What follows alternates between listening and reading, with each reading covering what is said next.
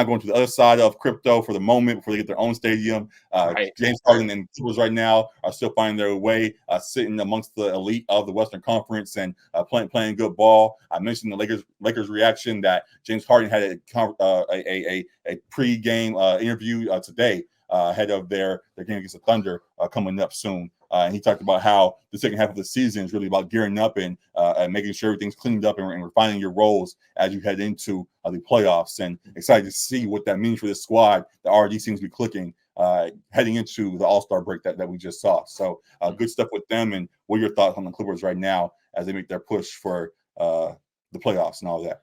Yeah, I was listening to a little bit of Podcast P at work today on my lunch break, and they were asking Podcast P himself, Paul George, whether they were asking him like whether it was hard to like not look ahead to the playoffs when you have a team that's been playing like first seed in the West type ball, and obviously your ultimate goal is playoffs and potentially winning a title, and like he kind of was agreeing that like yes it is hard, but like seeking to focus on, like Harden said, like fine-tuning things essentially, and having that continuity. Like he was talking about how they've been able to develop that chemistry off the court as well, just with their recent Grammys road trip, and that was crucial to the team. And I don't know if PJ Tucker and Bones Highland were a part of those outings. I hope so.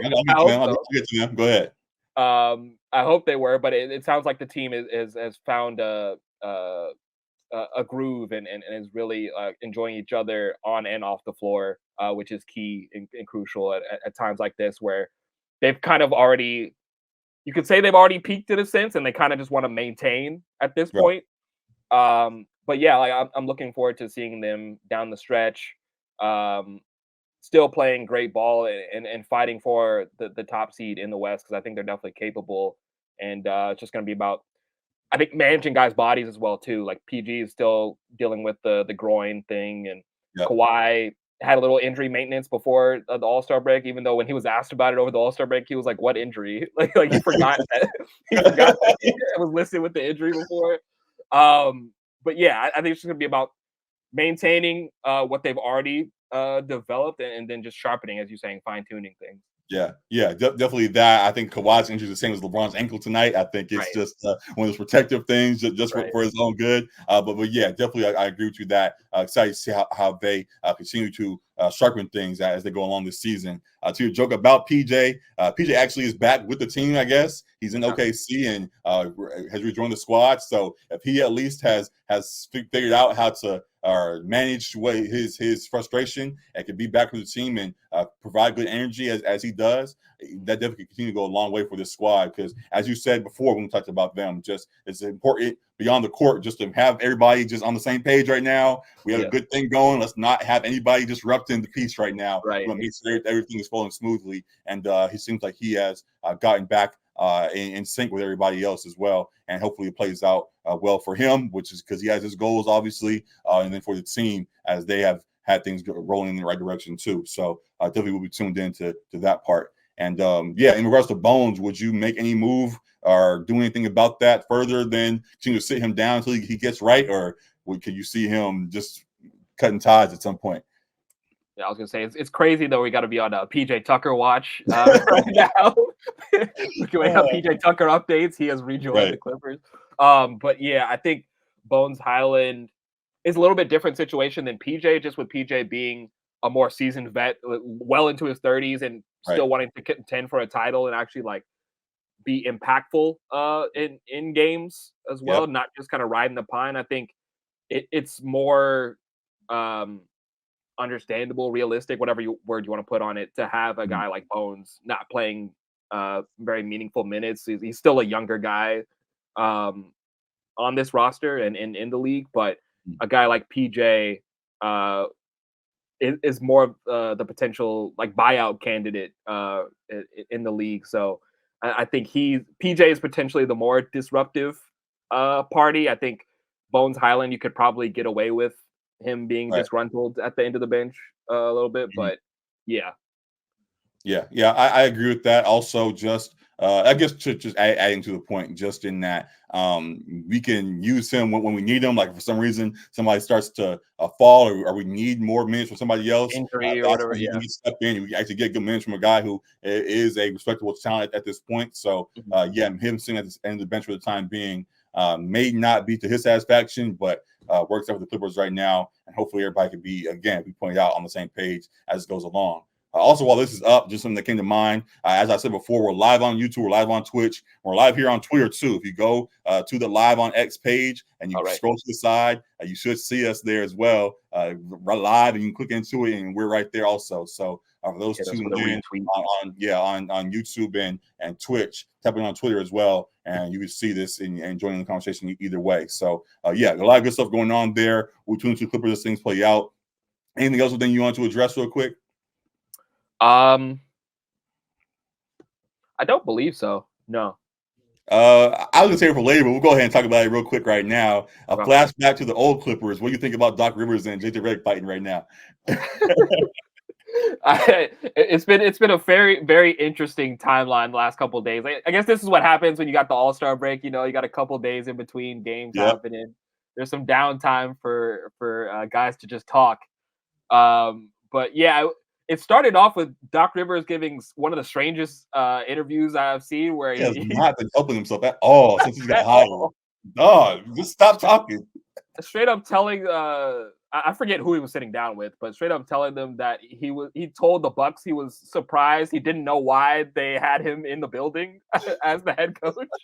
Like, what are we talking about, man? Like, if I'm the Bucks organization, I do not want to see my head coach saying to the public that he doesn't understand why they chose him to be the head coach in the middle of the year. That does not inspire a whole lot of confidence. Oh my God, man.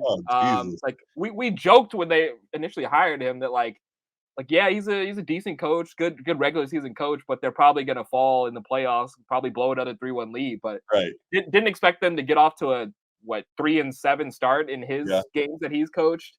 And they're saying that guys were hurt and all that kind of stuff, but it's like this is a squad that everybody saw as one of the top teams in the league. So regardless of their injuries or not, going 3-7 during in any stretch it raises eyebrows. So they got to get it figured out.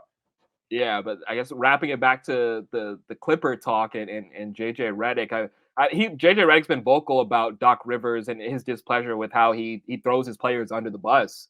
Right. He's so quick to do so when things aren't going well, and he's already started to do that with the Bucks too in some of the post games, like questioning guys like effort and that kind of thing.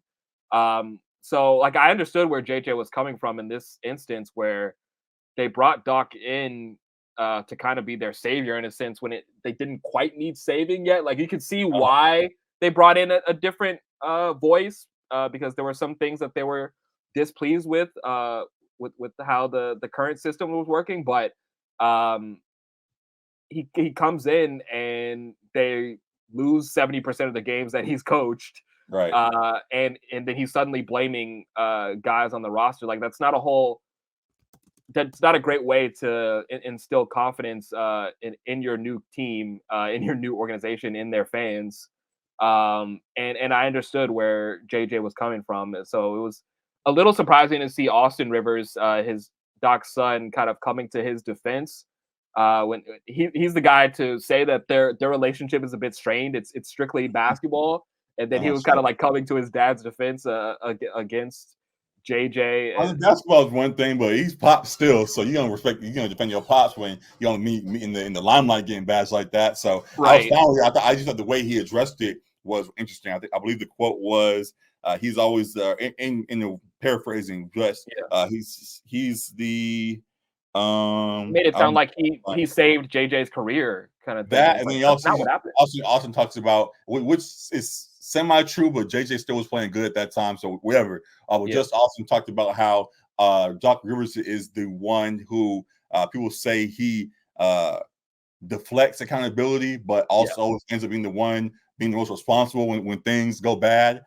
So it seemed like it's kind of a contradiction in regards to how people view him, which I thought I somewhat understood. But you also just see like your dad is not helping himself in the situations either. He keeps on coming back and afterwards talking bad to the players or talking bad even in the moment. Not even afterwards, in the moment. Like right now, he's saying all kinds of stuff about I don't know why he got hired and all of that. So yes, there's some truth to both sides, and the main point still is in the middle with Doc, and hopefully he handles things accordingly the rest of the way from here. So yeah, we'll be tuned in about that for sure.